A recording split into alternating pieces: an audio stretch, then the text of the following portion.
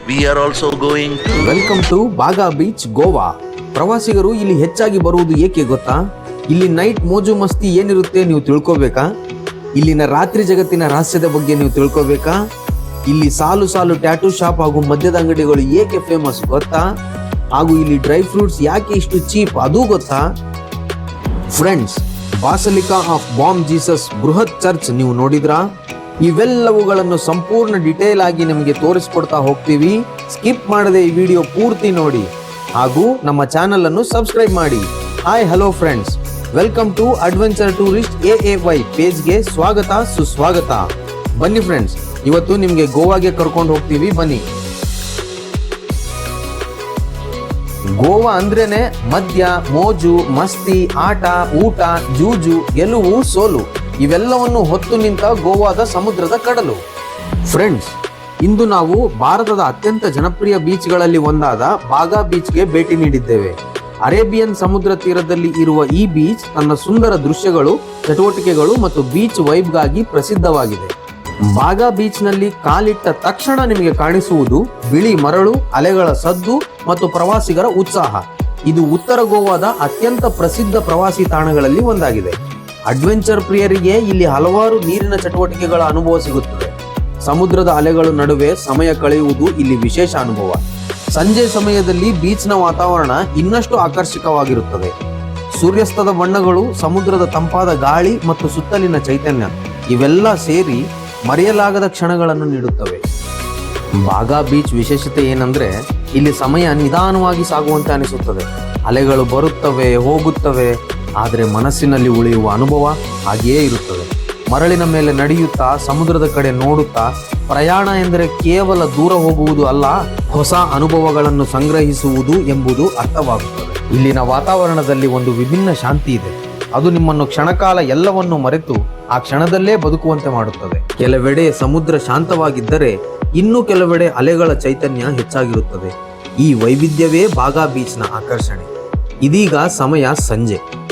ಆಕಾಶದ ಬಣ್ಣಗಳು ನಿಧಾನವಾಗಿ ಬದಲಾಗುತ್ತಿವೆ. ನೀಲಿ, ಕಿತ್ತಳೆ, ಚಿನ್ನದ ಬಣ್ಣ. ಸೂರ್ಯ ಸಮುದ್ರದ ಅಂಚಿನಲ್ಲಿ ನಿಧಾನವಾಗಿ ಮರೆಯಾಗುತ್ತಿರುವ ದೃಶ್ಯ. ಇದು ಕ್ಯಾಮೆರಾದಲ್ಲಿ ಸೆರೆ ಹಿಡಿಯಬಹುದು, ಆದರೆ ಅನುಭವವನ್ನು ಪದಗಳಲ್ಲಿ ಹೇಳಲು ಕಷ್ಟ.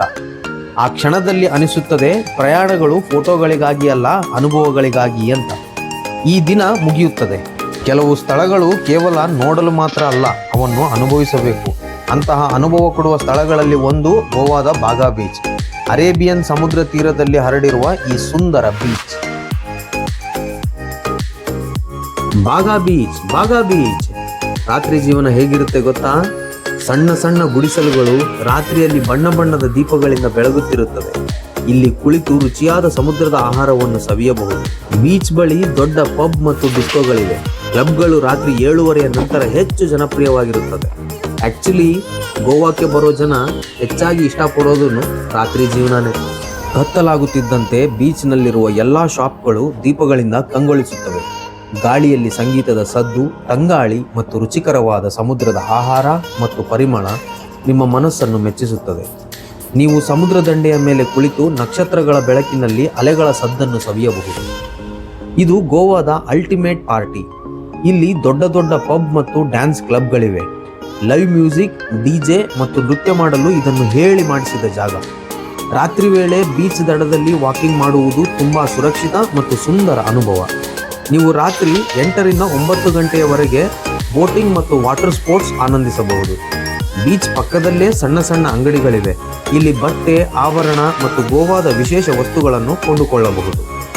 ಅನುಕೂಲಕರ ಸಮಯ ಅಂದರೆ ಸಂಜೆ 7:30 ನಂತರ ಬಾಗಾ ಬೀಚ್ಗೆ ಭೇಟಿ ನೀಡಿ. ರಾತ್ರಿ ತುಂಬಾ ಜನಸಂದಣಿ ಇರುತ್ತದೆ, ಆದ್ದರಿಂದ ನಿಮ್ಮ ಬೆಲೆ ಬಾಳುವ ವಸ್ತುಗಳನ್ನು ಜೋಪಾನವಾಗಿ ನೋಡಿಕೊಳ್ಳಿ. ಈಗ ನಾವು ಹೋಗ್ತಾ ಇದ್ದೀವಿ ಬಾಸಲಿಕಾ ಆಫ್ ಬಾಮ್ ಜೀಸಸ್ ಚರ್ಚ್ಗೆ. ಬಾಮ್ ಜೀಸಸ್ ಎಂದರೆ ಒಳ್ಳೆಯ ಜೀಸಸ್ ಎಂದರ್ಥ. ಭಾರತದ ಗೋವಾ ರಾಜ್ಯದಲ್ಲಿ ಸ್ಥಿತವಾಗಿರುವ ರೋಮ್ ಕ್ಯಾಥಲಿಕ್ ಬಾಸಲಿಕಾ ಆಗಿದೆ ಮತ್ತು ಗೋವಾದ ಚರ್ಚ್ಗಳು ಮತ್ತು ಕಾನ್ವೆಂಟ್ಗಳು ಯುನೆಸ್ಕೋ ವಿಶ್ವ ಪರಂಪರೆಯ ತಾಣದ ಭಾಗವಾಗಿದೆ. ಈ ಬಸಲಿಕಾ ಪೋರ್ಚುಗೀಸ್ ಭಾರತದ ಹಿಂದಿನ ರಾಜಧಾನಿಯಾದ ಹಳೆಯ ಗೋವಾದಲ್ಲಿ ಸ್ಥಿರವಾಗಿದೆ. ಇದು ಸೆಂಟ್ ಫ್ರಾನ್ಸಿಸ್ ಸಾವೇರಿಯಾ ಮೃತ ಅವಶೇಷಗಳನ್ನು ಹೊಂದಿದೆ. ಈ ಜೆಸುಯಿಟ್ ಚರ್ಚ್ ಭಾರತದ ಮೊದಲ ಗೌಣ ಬಸಲಿಕಾ ಆಗಿದ್ದು ಬರೋಕ್ ವಾಸ್ತುಶಿಲ್ಪ ಮತ್ತು ಭಾರತದಲ್ಲಿನ ಪೋರ್ಚುಗೀಸ್ ವಸಾಹತುಶಾಹಿ ವಾಸ್ತುಶಿಲ್ಪದ ಅತ್ಯುತ್ತಮ ಉದಾಹರಣೆಗಳಲ್ಲಿ ಒಂದೆಂದು ಪರಿಗಣಿತವಾಗಿದೆ. ಇದು ವಿಶ್ವದಲ್ಲಿನ ಪೋರ್ಚುಗೀಸ್ ಮೂಲದ 7 ಅದ್ಭುತಗಳಲ್ಲಿ ಒಂದಾಗಿದೆ. ಈ ಚರ್ಚ್ನ ನಿರ್ಮಾಣ ಕಾರ್ಯ 1594ರಲ್ಲಿ ಆರಂಭವಾಯಿತು ಮತ್ತು ಇದನ್ನು 1905ರಲ್ಲಿ ಧಾರ್ಮಿಕ ಉದ್ದೇಶಕ್ಕಾಗಿ ಸಮರ್ಪಿಸಲಾಯಿತು.